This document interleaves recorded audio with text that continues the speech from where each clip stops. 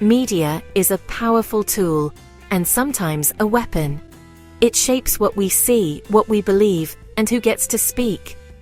When women share uncomfortable truths on public platforms, the response is often ridicule, not empathy. Their vulnerability is met with laughter, not understanding. The screen, once a platform, becomes a pillory, turning honest voices into targets. This isn't accidental, it's a strategy. Producers and hosts know that spectacle sells. A woman's pain is repackaged as entertainment, her courage twisted into a flaw for the audience's amusement. She's labeled too emotional, too aggressive, or simply crazy, her credibility chipped away, bit by bit. Her truth is silenced by laughter, not force. The audience's reaction drowns out her message. We'll examine a moment when a popular talk show turned a female activist's serious message into a punchline, undermining her cause. The culture of television thrived on conflict, rewarding spectacle over substance, and making a mockery of women's voices. Tactics were used to dismantle her credibility in front of millions, sending a chilling message to every woman watching. This wasn't just an uncomfortable TV moment. It was a masterclass in silencing women without ever saying, "Be quiet." The damage extended far beyond the stage, reinforcing the message that women's pain is amusing, their voices disposable. But by understanding these tactics, we take the first step toward challenging them and reclaiming the narrative. To understand what happened, we must understand the world she entered. A world where daytime talk shows thrived on chaos. These shows were arenas, not spaces for nuanced discussion. Conflict was the main attraction, and pain was the product. Every episode promised explosive arguments. Family betrayals, secret affairs, and public shaming played out for millions. Hosts were provocateurs, skilled at turning the audience against guests with a smirk or a jab. The studio was designed for confrontation, the audience primed for drama, cheering, booing, and demanding spectacle. Sensational topics dominated: cheating scandals, paternity tests, and explosive confessions. Guests were props in a performance of outrage, not participants in conversation. Serious messages, especially those challenging the status quo, were broken down and turned into spectacle. The activist's seriousness became a target for the show's cynicism, her words drowned out by laughter and jeers. In this environment, her message never stood a chance. Conflict always won. The activist came with purpose, not for fame. She carried the weight of countless unheard stories, determined to break the silence. She spoke about how women who experience abuse are systematically silenced by families, by communities, and by the very institutions meant to protect them.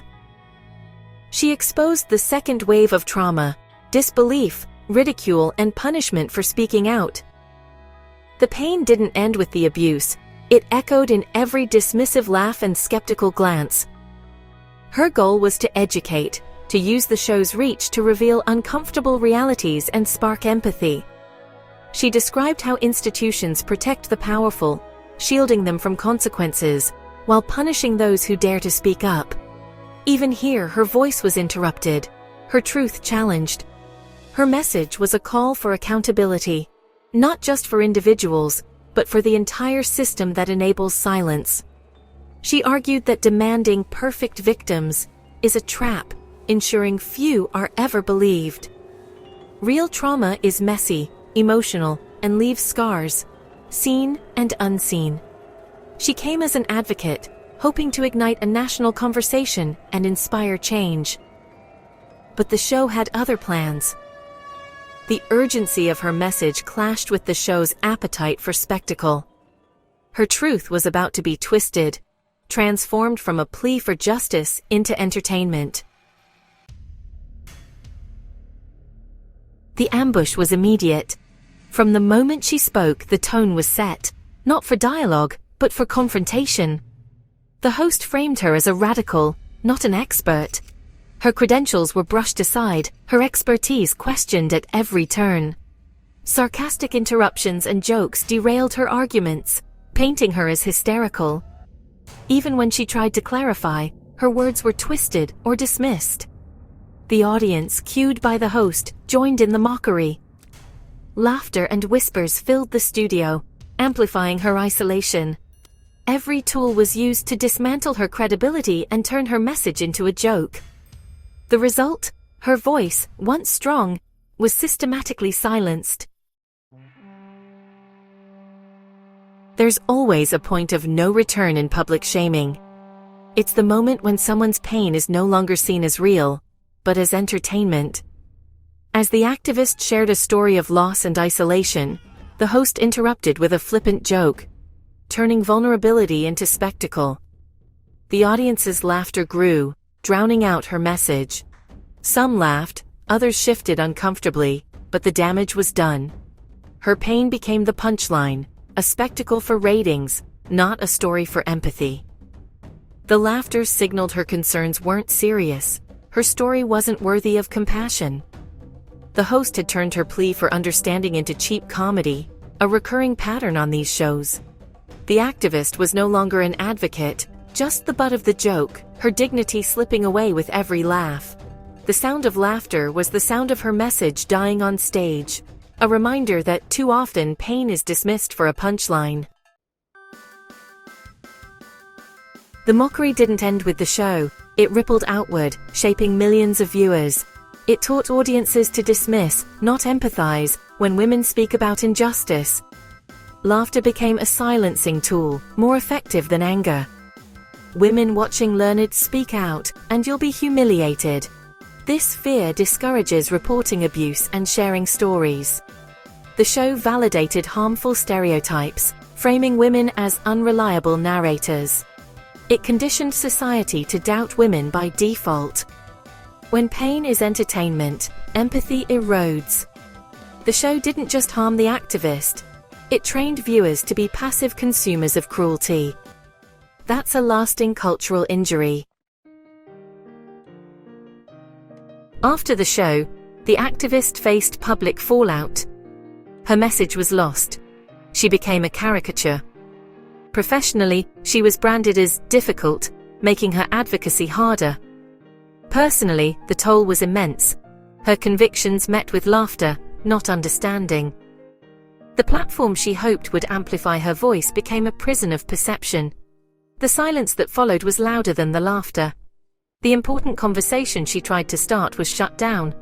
The show's spectacle sent a warning to others. Speak up and you'll be silenced. The status quo was preserved. The talk show is gone, but the tactics remain. Mockery and minimization have migrated to new platforms: podcasts, cable news, social media. The goal is the same: to silence women's voices. Online, women's words are twisted, their appearances attacked, their anger reframed as instability. The digital mob is today's studio audience, amplifying public shaming. Pundits still use sarcasm and interruptions to undermine women. The technology has changed, but the playbook hasn't. Outrage is rewarded, empathy is rare. The activist faced a centralized spectacle. Today, women face a relentless, decentralized onslaught. The purpose is unchanged: to make women regret ever speaking at all. The activist's story is a parable for our times. Platforms can become cages. Pleas for justice can become entertainment. This is cultural violence with real consequences. We must reject the spectacle of cruelty and demand a new standard. Support platforms that value empathy over mockery. Media creators must build stages safe for difficult conversations. Prioritize dignity over ratings. See people, not characters. The goal: a culture where women's voices are respected, not ridiculed. The path forward is through listening, not louder spectacles. Only then can we begin to undo the damage and honor silenced voices.